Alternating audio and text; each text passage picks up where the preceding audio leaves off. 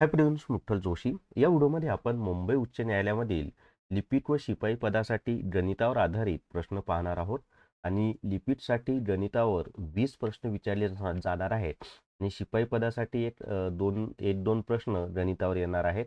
त्यामुळे दोन्हीसाठी हा व्हिडिओ महत्त्वाचा आहे. त्यातल्या त्यात लिपिक पदासाठी जास्त महत्त्वाचा आहे, कारण लिपिकला 20 प्रश्न हे गणितावर असणार आहेत आणि परीक्षेत ज्या पद्धतीचे प्रश्न येणार आहेत ना, त्याच काठीण्य पातळीचे प्रश्न या व्हिडिओमध्ये घेतलेले आहेत. तर व्हिडिओ शेवटपर्यंत पहा. या व्हिडिओला सर्वांनी लाईक करा, शेअर करा आणि विठ्ठल जोशी जे आपले यूट्यूब चॅनल आहे ते सबस्क्राईब करा. आणि जर तुम्हाला हायकोर्ट क्लर्क टेस्ट सिरीज घ्यायची असेल तर प्ले स्टोअरवरून विठ्ठल जोशी ॲप डाउनलोड करा आणि हायकोर्ट क्लर्क टेस्ट सिरीज विकत घ्या. याच्यामध्ये मुंबई उच्च न्यायालयानं लिपिकचे ॲक्च्युअलमध्ये घेतलेले सगळे पेपर दिलेले आहेत. त्याचबरोबर 90 प्रश्नांच्या 10 फुल टेस्ट दिलेल्या आहेत आणि टॉपिक वाईज टेस्ट 350 पेक्षा जास्त यामध्ये दिलेले आहेत आणि फी फक्त 200 प्लस GST आहे. चला तर मग आता पहिला प्रश्न आपण पाहूया. तर पहिला प्रश्न आहे, पहा, रेल्वेवर आधारित प्रश्न आहे. एका ट्रेनची गती म्हणजे वेग, एका ट्रेनचा वेग 60 किलोमीटर प्रति तास आहे. ती 150 मीटर लांबीचा पूल 15 सेकंदात पार करते, तर ट्रेनची लांबी किती? आता या ठिकाणी लक्षात ठेवा की लांबी बरोबर वेग गुणिले वेळ. लांबी बरोबर काय आहे? वेग गुणिले वेळ.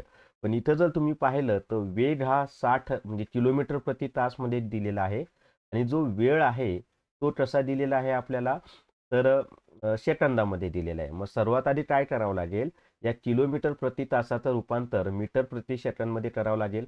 मग किलोमीटर प्रति तासाचं रूपांतर मीटर प्रति सेकंदमध्ये करण्यासाठी आपल्याला दिलेल्या किलोमीटर प्रति तासामधील वेगाला 518 ने गुणावं लागतं. मग आता इथं अंतर बरोबर लांबी म्हणजेच अंतर, अंतर बरोबर 60 किलोमीटर प्रति तास गुणिले 518 केलं तर मीटर प्रति सेकंद मधील वेग भेटतो आणि गुणिले हा वेळ किती आहे? 15. कारण अंतर बरोबर वेग गुणिले वेळ करावं लागतं आपल्याला. मग वेग आहे 60 किलोमीटर प्रति तास, त्याचं रूपांतर मीटर प्रति सेकंद मध्ये करण्यासाठी त्याला 518 ने गुणले आणि वेळ आहे 15 सेकंद. मग आता याला जर संक्षिप्त रूप दिलं आपण तर साहित्रिक 18 आणि या ठिकाणी साहिंदाई 60, 3 येतं 3, 3 पाची 15, 5 पाचा 25, 25 गुणिले 10 केलं तर किती येते? 250 मीटर ही झाली लांबी. पण आपल्याला काय दिलं माहिती आहे का? या 250 मीटर पैकी 150 मीटर लांबीचा पूल आहे आणि रेल्वेची लांबी विचारली आपल्याला, बरोबर आहे. मग या ठिकाणी एकूण लांबी बरोबर त्या रेल्वेनं कापलेली जी पुलाची लांबी असते ती अधिक ट्रेनची लांबी, या दोघांची बेरीज असते. मग आता सर्वात आधी काय करावं लागेल आपल्याला? या 250 मधून 150 वजा केले तर आपल्याला काय भेटणार आहे? रेल्वेची लांबी भेटणार आहे. मग 250 मधून 150 गेले तर किती राहतात? 100 मीटर. किती नंबरचं ऑप्शन आहे? ए हे त्याचं उत्तर आहे की रेल्वेची लांबी आहे 100 मीटर, पुलाची लांबी आहे 150 मीटर. समजले? अतिशय सोप्या पद्धतीनं तुम्हाला समजून दिले. आणि माझे शॉर्टकट आवडला असेल तर व्हिडिओला सर्वांनी लाईक करा. कमीत कमी 500 लाईक आले पाहिजे. चला त्याच्या पुढचा प्रश्न आहे आता. नेक्स्ट, एका संख्येच्या 3/5 भागात 10 अधिक केल्यास 40 मिळतात, तर ती संख्या कोणती? आता ती संख्या आपल्याला माहित नाही. समजा ती संख्या एक्स आहे. मग एक्स गुणिले 3/5 अधिक 10 बरोबर 40. 10 अधिक 1 पुढे जाऊन वजा होतील. मग ते असं होणार आहे 3x/5 बरोबर 40 वजा 10. 40 मधून 10 गेले किती राहिले? 30.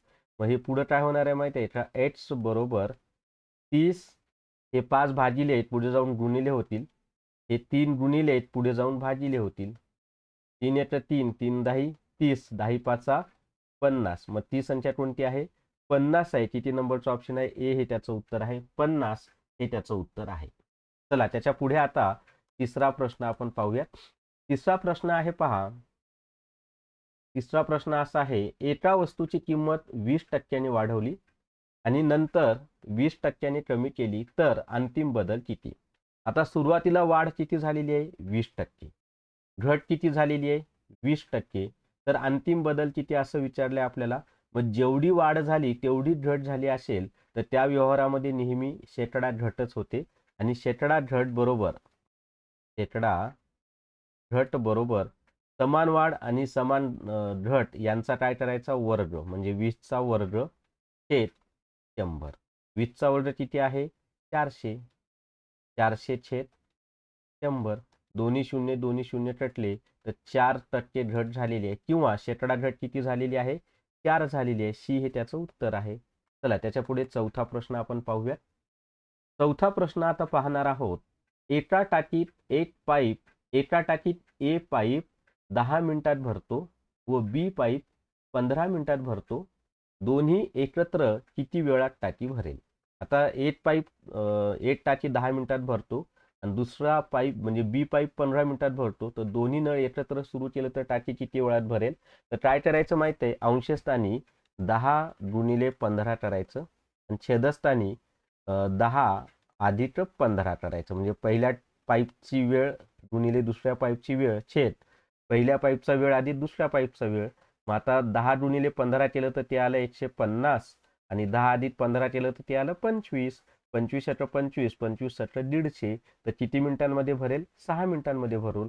अजूनही आपल्याला प्रश्न पाहायचे आहेत मित्रांनो, पण जर तुम्हाला हायकोर्ट पिऊन टेस्ट सिरीज घ्यायची असेल तर प्ले स्टोअरवरून विठ्ठल जोशी ॲप डाउनलोड करा आणि हायकोर्ट पिऊन टेस्ट सिरीज विकत घ्या. याच्यामध्ये मुंबई उच्च न्यायालयानं हायकोर्ट म्हणजे पिऊनचे घेतलेले सगळे पेपर दिलेले आहेत, प्लस मी काढलेल्या टेस्ट 175 पेक्षा जास्त यामध्ये दिलेल्या आहेत. निश्चितच तुम्हाला फायदा होईल. चला त्याच्या पुढचा प्रश्न पाहूयात आता. पाचवा प्रश्न आता तुम्हाला स्क्रीनवर दिसेल. पाचवा प्रश्न आहे पहा. पाचवा प्रश्न पहा आता. एका संख्येच्या 40% मध्ये 20 अधिक केल्यास 100 मिळते, तर ती संख्या कोणती? आता ती संख्या समजा एक्स माना. त्या एक्सचे 40% म्हणजे 40/100 अधिक 20 कोणती संख्या भेटली? 100 भेटली. मग आता हे 20 अधिक आहेत, पुढे जाऊन वजा होतील. मग 40x छेद 100 बरोबर 100 वजा 20 ते आलं 80. मग आता x बरोबर 80 गुणिले 100 भागिले 40. 40 × 40 40 दोन्ही 80. 2 गुणिले 100 केलं तर 200. मग ती संख्या कोणती आहे? 200 आहे. बी हे त्याचं उत्तर आहे 200. समजतंय ना? खूप असेच प्रश्न परीक्षेला येतात आणि अतिशय सोप्या पद्धतीनं मी तुम्हाला त्या पद्धती शिकवत आहे पहा. आता 5 संख्यांची सरासरी 50 आहे. त्यात आणखी एक संख्या मिळवली असता नवीन सरासरी 45 होते, तर नवीन संख्या कोणती? आता हे काय करायचं माहिती आहे का? सुरुवातीची संख्या घ्यायची. किती आहे ती? 5. मग इथं 5 गुणिले सरासरी मधला फरक. आता सुरुवातीला सरासरी 40 आहे, नंतरची सरासरी 45 आहे. मग सरासरी मधला फरक कसा काढणार? 45 वजा 40 तो आला 5. मग 5 गुणिले 5 अधिक नंतरची सरासरी किती आहे? 45 आहे. म्हणजे इथं 45. मग आता काय करायचंय? 5 5 25 अधिक 45 यांची जर आपण बेरीज केली तर 5 आणि 5 10शी 0 हातचा आला 1. 4 आणि 2 6 ने 7. म्हणजेच उत्तर काय ते 70. तर नवीन संख्या कोणती आहे? 70 आहे. हा झाला शॉर्टकट, की सुरुवातीची संख्या गुणिले दोन्ही सरासरी मधला फरक अधिक नंतरची सरासरी. आता लॉन्ग कट कसा आहे माहिती आहे का? तर सुरुवातीला 5 गुणिले 40 करा. मी दोन्ही पद्धती तुम्हाला सांगतो, तुम्हाला जी सोपी वाटेल ती सोडवा. 5 गुणिले 40 केलं तर तिथे 5 चोक 20 ते किती आलं? 200. आता नवीन सरासरी 45 झाली, मग संख्या किती होणार आहे? 5 अधिक 1 केलं तर 6 होणार आहे. मग 6 गुणिले 45 करा. 6 पंचे 30शी 0 हातचे आले 3. 6 चोक 24 आणि 3 27. आणि मग या दोन्हींचा काय करायची? वजाबाकी करायची. 270 वजा 200 जर तुम्ही केलं तर उत्तर किती येते? 70. दोन्ही पद्धतीनं उत्तर 70च येणार आहे. दोन्ही पद्धती मी तुम्हाला सांगितल्यात. तुम्हाला जी पद्धत सोपी वाटेल त्या पद्धतीनं तुम्ही सोडवा. पण मी शॉर्टकट वरचा दिलाय तो लक्षात ठेवा, तो भारी आहे.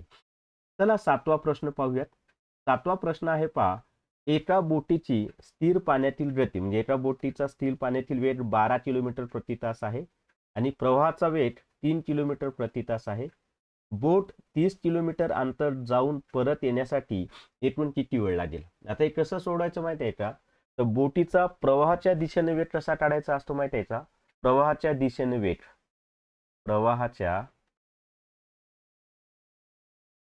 दिशेने वेग, तर तो काढायचा असतो स्थिर म्हणजे पाण्याचा स्थिर पाण्यातील वेग अधिक प्रवाहाची गती. किती आला तो? 15 किलोमीटर प्रति तास. आता प्रवाहाच्या विरुद्ध दिशेतील वेग कसा येतो माहित आहे का? प्रवाहाच्या विरुद्ध दिशेने वेग. अशा वेळेस काय करायचं, त्या स्थिर बोटीचा म्हणजे स्थिर पाण्यातील जो वेग आहे की नाही त्याच्यातून प्रवाहाच्या गतीचा वेग काय करायचा? वजा करायचा. ते आलं 9. हे दोन फॉर्म्युला लक्षात ठेवा. प्रवाहाच्या दिशेनं वेग म्हणजे स्थिर पाण्यातील वेग अधिक प्रवाहाचा वेग, आणि प्रवाहाच्या विरुद्ध दिशेतील वेग बरोबर स्थिर पाण्यातील वेग वजा प्रवाहाचा वेग. मग आता पहा, जेव्हा ती प्रवाहाच्या दिशेने जाईल तेव्हा 30 किलोमीटर जाणार आहे की नाही. मग 30 किलोमीटर जाण्यासाठी तिचा वेग किती आहे? 15 किलोमीटर प्रति तास. मग त्यासाठी लागणारा वेळ कसा आहे आपल्याला? 30 भागिले 15. तर ते किती आले? 2 तास लागले. आणि हेच म्हणजे प्रवाहाच्या विरुद्ध दिशेचा वेग किती आहे? 9 आहे की नाही. आणि अंतर 30च आहे. जाताना 30 होतं, येताना 30 होतं. मग इथं 30 भागिले 9 जर आपण केलं तर 9 त्रिक 27. 30 मधून 27 गेले, राहिले 3. 3ला भाग जात नाही म्हणून दशांश चिन्ह, परत 30 झाले. 9 त्रिक 27, परत 3 राहिले, 30 झाले. 9 त्रिक 27 म्हणजे ते 3.33 2 घरापर्यंत घ्यायचं. मग लागणारा एकूण वेळ किती आहे? तर 2 अधिक 3.33 बरोबर 5.33 तास, म्हणजेच 5.5 तास. तिथे नंबरचं उत्तर आहे बी, हे त्याचं उत्तर आहे. 5.33 तास म्हणजेच 5.5 तास. बी हे त्याचं उत्तर आहे. समजले? आणि आवडला असेल तर व्हिडिओला सर्वांनी लाईक करा, व्हिडिओ जास्तीत जास्त शेअर करा, आणि विठ्ठल जोशी हे जे आपले युट्यूब चॅनल आहे ते सबस्क्राईब करा. आणि जर तुम्हाला अजूनही प्रश्न आहेत बरं का, जर तुम्हाला हायकोर्ट रेकॉर्डेड व्हिडिओ कोर्स घ्यायचा असेल तर प्ले स्टोअरवरून विठ्ठल जोशी ॲप डाउनलोड करा आणि हायकोर्ट रेकॉर्डेड व्हिडिओ कोर्स विकत घ्या. याच्यामध्ये फी फक्त 500 रुपये आहे, पण याच्यामध्ये कॉम्प्युटर, अंकगणित, बुद्धिमत्ता चाचणी, मराठी व्याकरण, इंग्लिश ग्रामर यांचे रेकॉर्डेड व्हिडिओ दिलेले आहेत. प्लस याच्यामध्ये 400 रुपयाचे 2 कोर्स फ्री दिलेले आहेत, न्यायालय भरती ई बुक आणि हायकोर्ट क्लर्क टेस्ट सिरीज. तर 500 रुपयाच्या कोर्समध्ये 400 रुपयाचे 2 कोर्स फ्री आहेत. आणि हे जे व्हिडिओ आहेत ना, याचा फायदा तुम्हाला इतर सगळ्या परीक्षांना सुद्धा होणार आहे. चला त्याच्या पुढचा प्रश्न पाहूयात. आता नेक्स्ट प्रश्न आहे, त्याच्या पुढचा प्रश्न आहे पहा आता 8वा प्रश्न. आता तुम्हाला स्क्रीनवर दिसेल. प्रश्न आहे, एका संख्येला 6, 8 आणि 12 भागल्यास प्रत्येक वेळी बाकी 2 राहते. त्या संख्येतील लहानात लहान संख्या कोणती? आता अशा वेळेला काय करायचं? लहानात लहान संख्या विचारले ना आपल्याला, तर लहानात लहान संख्या म्हणजे लसावी आणि मोठ्यात मोठी संख्या म्हणजे मसावी. मग आता सर्वात आधी ह्या ज्या संख्या आहेत ना यांचा लसावी काढा. मग 6, 8 आणि 12 यांचा लसावी किती येतो? या तिन्ही संख्यांना कितीने भाग जाईल? 2 ने भाग जातो. 2 6, 2 8, 2 12. आता तिन्ही संख्यांना भाग जात नाही, पण 3 आणि 6ला 3 ने भाग जातो. मग द्या तो 3 येतं 3, 4 आहे तसे लिहा. 3 दोन्ही 6. आता तिन्ही संख्यांना समान संख्येने भाग जात नाही, पण 4 आणि 2ला 2 ने भाग जातो. हे लसावी काढायचा असेल तरच असा कोणत्याही 2 संख्येला भाग देता येतो बरं का. मसावी काढण्यासाठी असा भाग देता येत नाही. मग शिल्लक काही 1ला 1 आहे तसं लिहा. 2 दोन्ही 4, 2 1 2. या सगळ्यांचा गुणाकार करा. काय तो गुणाकार? 2 6, 6 दोन्ही 12, 12 दोन्ही 24. म्हणजे या सगळ्यांचा लसावी किती आलेला आहे? 24. कसं केलं माहिती आहे का? हे 2 गुणिले 3, 3 गुणिले 2 आणि परत हे 1 गुणिले 2 गुणिले 1 असं केलंय. तर 3 दोन्ही 6, 6 दोन्ही 12, 12 1 12, 12 दोन्ही 24, 24 1 24. समजले? हे सामायिक अवयव असतात आणि हे असामायिक अवयव असतात. लसावी बरोबर सामायिक अवयव गुणिले असामायिक अवयव. मग तो लसावी आला 24. ही जी बाकी आहे ना, ही बाकी याच्यामध्ये मिळवायची असते. मग 24 अधिक 2 केलं तर ते आलं 26. मग ती संख्या कोणती आहे? 26. बी हे त्याचं उत्तर आहे. तुम्ही पहा 26ला भाग देऊन पहा. 6 चोक 24 बाकी 2 आली. 8 त्रिक 24 बाकी 2 आली. 12 दोन्ही 24 बाकी 2 आली. तुम्ही असं पर्यायाच्या सहाय्याने पण सोडू शकता बरं का, एवढं सारं करत बसण्यापेक्षा, छोट्या संख्या असतील तर. चला त्यानंतर 9वा प्रश्न आपण पाहूया. 9वा प्रश्न आहे आता, एका घनाची बाजू 7 सेंटीमीटर आहे, तर त्याच्या पृष्ठभागाचे क्षेत्रफळ किती? आता घनाच्या पृष्ठभागाचं क्षेत्रफळ काढण्याचा फॉर्म्युला काय माहिती आहे का? 6 गुणिले बाजू वर्ग. काय फॉर्म्युला आहे? 6 गुणिले बाजू वर्ग. मग आता 6 बाजू किती आहे आपली? 7. 7चा वर्ग. मग 6 गुणिले 7चा वर्ग 49. 6 9 54 ला 4 हातचे आले 5. 6 24 आणि 5 29. म्हणजे 294 सेंटीमीटरचा वर्ग किंवा 294 चौरस सेंटीमीटर. किती नंबरचा ऑप्शन आहे? ब हे त्याचं उत्तर आहे, 294 सेंटीमीटरचा वर्ग. तर हा फॉर्म्युला लक्षात ठेवा की धनाचं जे पृष्ठभाग असतात, 6 पृष्ठभाग असतात ना, तर त्या 6 पृष्ठभागाचं क्षेत्रफळ बरोबर 6 गुणिले बाजूचा वर्ग हे लक्षात ठेवा. आणि घनाचं घनफळ बरोबर लांबी गुणिले रुंदी गुणिले उंची. त्याच्या तो घनफळाचा सुद्धा फॉर्म्युला लक्षात ठेवा. त्याच्या पुढचा प्रश्न, व्हिडिओला सर्वांनी लाईक करा बरं का, कमीत कमी 500 लाईक आले पाहिजे. पुढचा प्रश्न असा आहे, ए दशे बी बरोबर 3.5, बी दशे सी बरोबर 4.7 असल्यास ए दशे बी दशे सी बरोबर किती? आता याच्यात काय करायचं माहिती आहे का? याची मांडणी अशी करायची, हे पहिलं गुणोत्तर आणि हे दुसरं गुणोत्तर. आणि आता मी काय करतो लक्ष द्या. सुरुवातीला 3 आणि 4 म्हणजे पहिल्या गुणोत्तराचा गुणाकार करायचा, 3 गुणिले 4. तसे नंतर हे जे आहेत ना, हे एका ठाऱ्यात आलेले त्यांचा गुणाकार करा, 5 गुणिले 4. तसे नंतर हे जे दुसरे गुणोत्तर आहेत त्यांचा गुणाकार करा, 5 गुणिले 7. मग आता 3 चोट 12. दशे 4 पंचे 20. दशे 7 पाचा 35. तर 12 दशे 20 दशे 35 हे त्याचं उत्तर. आता या तिन्ही संख्यांना एका समान संख्येने भाग जातो का? नाही जात. मग हेच तुमचं उत्तर येतं. जर तिन्ही संख्यांना समान संख्येने भाग जात असेल तर तो भाग देऊन परत नंतर येणारं तिन्हीचं गुणोत्तर काढलं तरी चालतं. पण या ठिकाणी उत्तर काय येतंय? 12 दशे 20 दशे 35 हे त्याचं उत्तर आहे. 1 नंबरचं त्याचं उत्तर आहे. समजले? आणि जर तुम्हाला लिपिक आणि शिपाई दोन्हीची एकत्र तयारी करत असाल तर न्यायालय भरती ई बुक घ्या. याच्यामध्ये लिपिक आणि शिपाईचे ॲक्च्युअलमध्ये झालेले पेपर दिलेले आहेत. दोन्हीचा सिलेबस वन लाईनर स्वरूपामध्ये डिटेल्समध्ये दिलेला आहे. प्लस सरावासाठी भरपूर उदाहरणं किंवा भरपूर प्रश्नपत्रिका सुद्धा यामध्ये दिलेल्या आहेत. तर आणि त्यासाठी प्ले स्टोअरवरून विठ्ठल जोशी ॲप डाउनलोड करा आणि न्यायालय भरती ई बुक विकत घ्या. तर या व्हिडिओमध्ये एवढीच माहिती मित्रांनो. या व्हिडिओला सर्वांनी लाईक करा, शेअर करा आणि विठ्ठल जोशी आपले यूट्यूब चॅनल सबस्क्राईब करा. Thank you very much.